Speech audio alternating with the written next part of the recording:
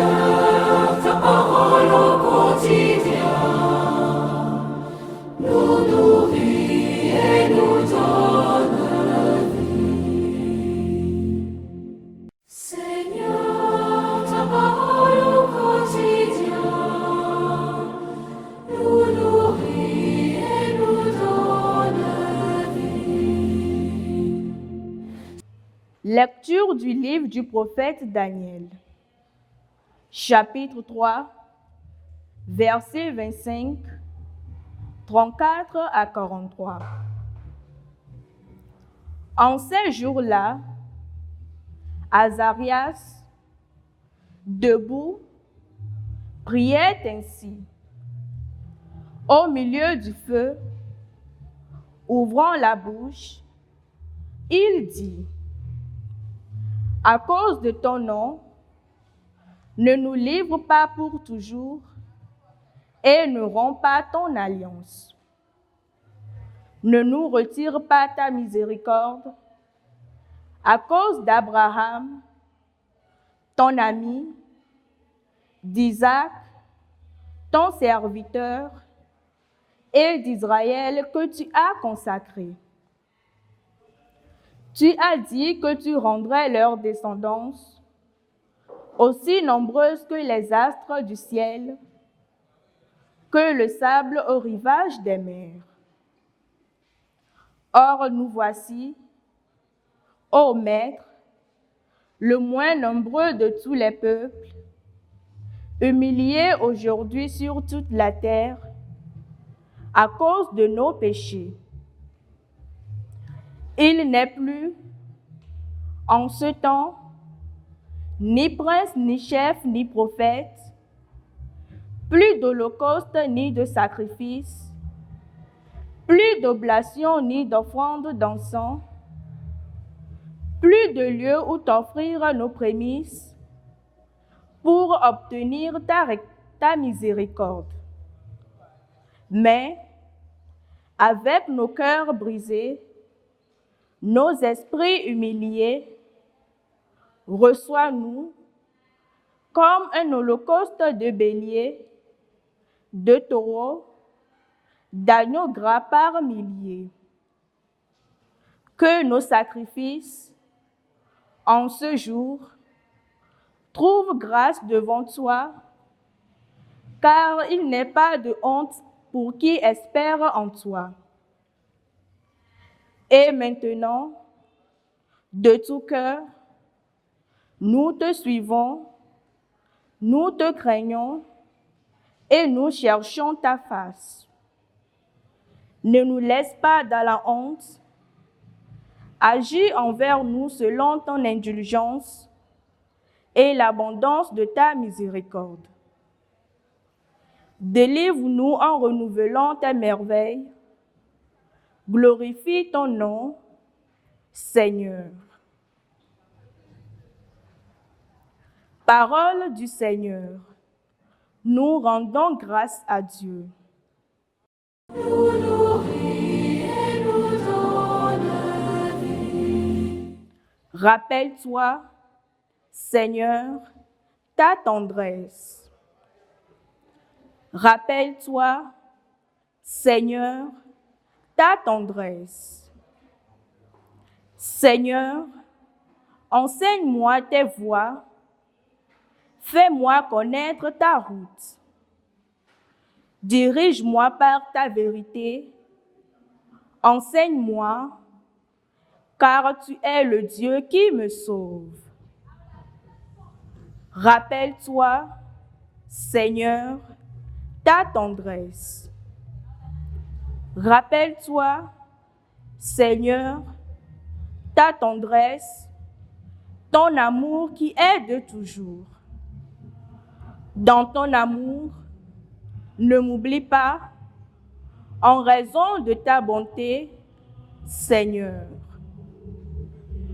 Rappelle-toi, Seigneur, ta tendresse. Il est droit, il est bon, le Seigneur, lui qui montre aux pécheurs le chemin. Sa justice dirige les humbles. Il enseigne aux humbles son chemin. Rappelle-toi, Seigneur, ta tendresse. Gloire et louange à toi, Seigneur.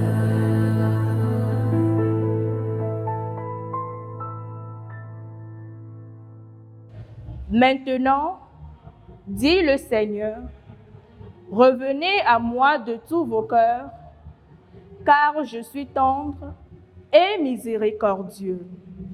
Gloire et louange à toi, Seigneur.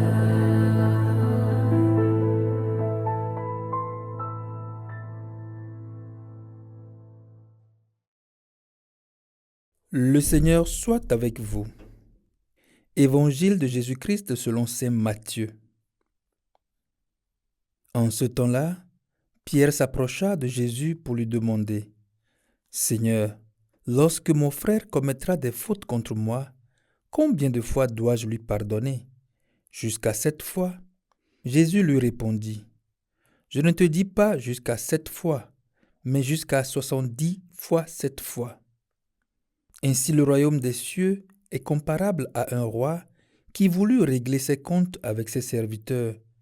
Il commençait quand on lui amena quelqu'un qui lui devait 10 000 talents, c'est-à-dire 70 millions de pièces d'argent. Comme cet homme n'avait pas de quoi rembourser, le maître ordonna de le vendre avec sa femme, ses enfants et tous ses biens en remboursement de sa dette. Alors, tombant à ses pieds, le serviteur demeurait prosterné et disait : « Prends patience envers moi, et je te rembourserai tout. » Saisi de compassion, le maître de ce serviteur le laissa partir et lui remit sa dette. Mais en sortant, ce serviteur trouva un de ses compagnons qui lui devait 100 pièces d'argent. Il se jeta sur lui pour l'étrangler en disant : « Rembourse-moi ta dette. » Alors, tombant à ses pieds, son compagnon le suppliait : « Prends patience envers moi, et je te rembourserai. » Mais l'autre refusa et le fit jeter en prison jusqu'à ce qu'il ait remboursé ce qu'il devait. Ses compagnons, voyant cela, furent profondément attristés et allèrent raconter à leur maître tout ce qui s'était passé. Alors celui-ci le fit appeler et lui dit : « Serviteur mauvais, je t'avais remis toute cette dette parce que tu m'avais supplié. Ne devais-tu pas, à ton tour, avoir pitié de ton compagnon, comme moi-même j'avais eu pitié de toi ? » Dans sa colère, son maître le livra au bourreau, jusqu'à ce qu'il eût remboursé tout ce qu'il devait. C'est ainsi que mon Père du ciel vous traitera, si chacun de vous ne pardonne pas à son frère du fond du cœur. Acclamons la parole de Dieu. Gloire et louange à toi, Seigneur.